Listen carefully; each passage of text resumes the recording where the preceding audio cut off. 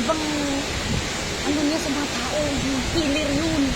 Dito, hindi ko pa nakikita eh. Sa totoo nga lang, itong messenger ko, hindi ko pa naman mabuksan. Bakit? Hindi. Ano? May messenger ako, pero gumawa ko ng panibagong account. Gumawa ka. Oo. Pero kailangan talaga hanapan natin ng paraan. Importante kasi itong cellphone makita.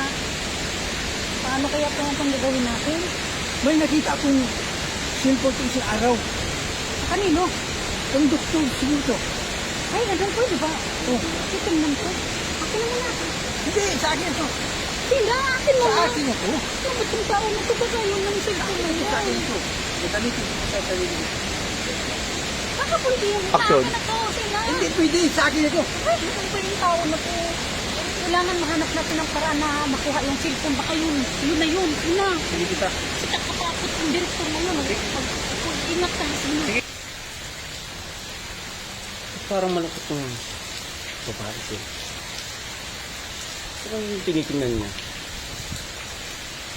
Anak, nasan ka na? 10 taon na. Hindi pa tayo nagkikita. Ano nangyari sa'yo, anak?